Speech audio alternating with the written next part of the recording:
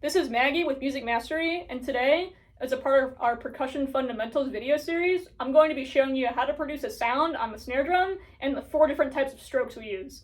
Let's get to it! So, for making sounds on a snare drum, unlike other instruments, we don't use air, we use our wrists.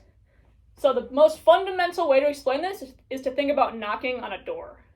So take your dominant hand, for me it's my right, pretend like you're knocking on a door.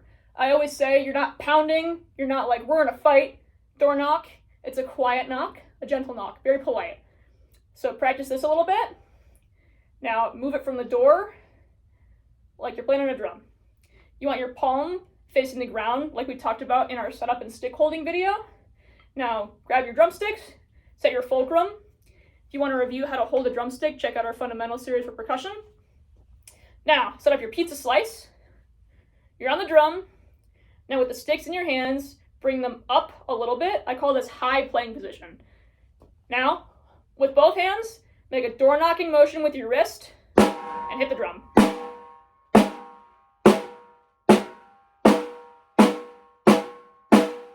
That is the most basic way to produce a sound on this instrument. So, obviously we can refine it a little bit more. So, yes, I'm using my wrist to make this sound, but I'm not using just my wrist. I'm using 3 main muscle groups. The wrist is the main one, but there's 2 more.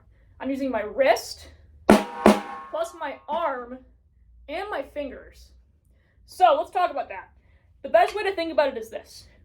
The dynamic you're playing is going to indicate what muscle group you're going to use. Bigger muscle groups for louder dynamics. So watch this. I'm going to play at a medium loud to loud volume, and watch what muscle group I use mostly. It's mostly wrist, but my arm is moving with that too. Now, I'm going to play quietly. Again, it's mostly wrist, but my fingers are doing a lot more moving at the lower dynamic. So here's a good analogy to remember it. Your wrist is the bus driver. The wrist is in charge. It's taking you where you need to go. Nothing's happening unless the wrist is cool with it. Your arm is a passenger on the bus. It's not telling you where you're going. It's along for the ride. He's just helping you out. And then your fingers are the bus's steering wheel. They're adding a little bit more refined motion and telling you exactly where you need to go and helping you get there. I will never really use 100% of one muscle group. Watch what happens when I use only my wrist. No arms, no fingers. Watch from this angle. Looks pretty uncomfortable, right? Now watch when I only use my arm. That's not right. Now what if I use only my fingers? That's not right either. So you have to find a good mix and blend of the 3 muscle groups. And then, like I said, softer dynamics, smaller muscles, larger dynamics, larger muscles. So now that we know our muscle groups, let's talk about stroke types. There are 4 main types of strokes on the snare drum. Full, down, tap, up. A full stroke is defined by a stroke that starts high and ends high, like this. I'm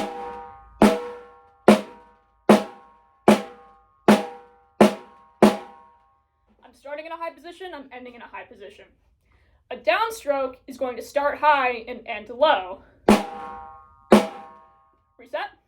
The full stroke and the downstroke should have very, very similar, if not identical, dynamics.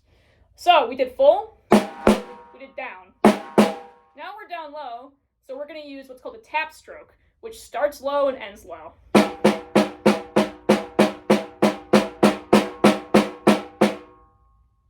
And now, if I want to play a downstroke or a full stroke, I have to get back up high. So I use the 4th and final stroke type called the upstroke. The upstroke starts low and ends high.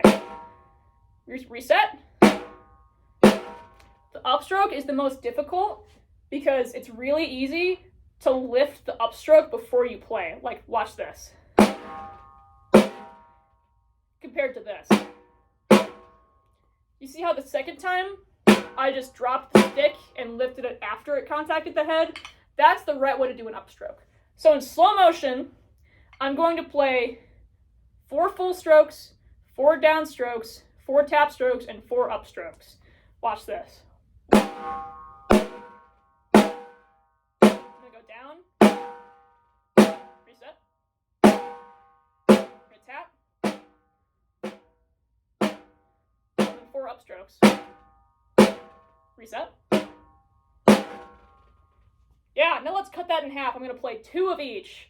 Full, full, down, down, tap, tap, up, up.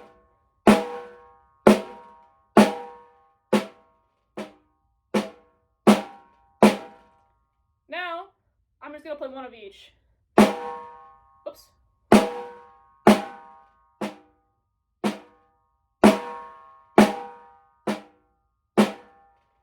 Now I go back to the 2 of each variant, but I don't play it in slow motion. It just looks like this. If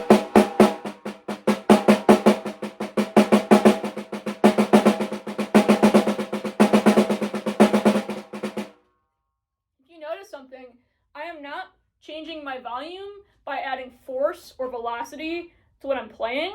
I'm just changing the height. Unfortunately, drumming is a lot of math and physics. I'm sorry if your teacher didn't tell you that. But the cool part is we can use these concepts we learn in our math and science classes and apply them to band and music. So velocity in drums is how we refer to the force with which we hit the instrument. Ideally, our velocity should stay the same no matter what dynamic we're playing. We change height to change our sound, because the higher up my stick is, the louder it's going to be.